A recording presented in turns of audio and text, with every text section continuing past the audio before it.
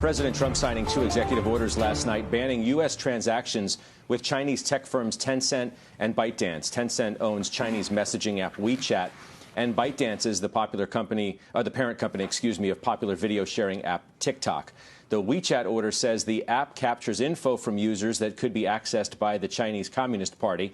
The TikTok order was similar and said it could be used for disinformation campaigns by China. The orders would effectively ban the app in the United States, taking effect in 45 days. The orders say Commerce Secretary Wilbur Ross shall identify the transactions that will be subjected to the prohibition.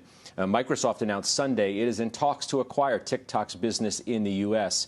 within the next 3 weeks. The big news here, Becky, is the crackdown against Tencent and WeChat does not, from what I've read, impact the video game platforms, which include Fortnite and League of Legends, or otherwise there would have been a march on Washington, not by people with pitchforks, but a bunch of 11-year-olds with video game controllers. So rest easy. It's all good.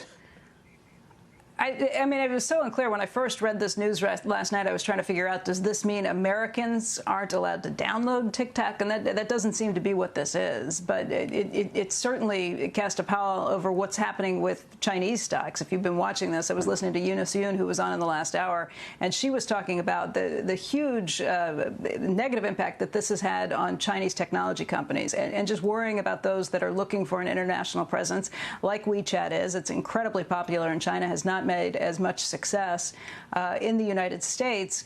But you're going to get into some very tricky issues. And I believe ByteDance, the parent company, is saying that if it feels like it's being discriminated against, it is going to sue the United States and the U.S. courts. I think that's possible. I think the big issue on TikTok is literally whether the user base is going to flee over the next 45 days.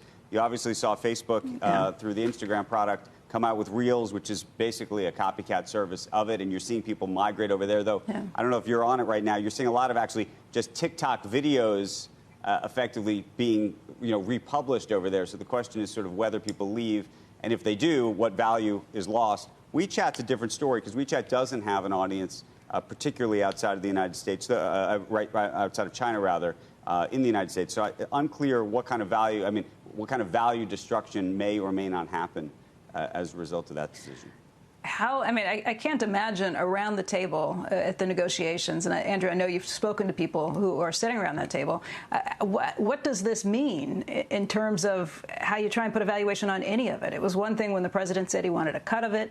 Now you're trying to figure out if there's how valuable the property would be 45 days from now. That is a mess. I think I think they're literally watching the numbers on a daily basis and trying to see, how many people flee. What does the user base look like? Does it change? I think within 45 days, if they can instill enough confidence in the business, and the president has made comments that have been positive about the Microsoft transaction, that maybe you hold on to those customers. So I don't know. It's going to be fascinating to watch.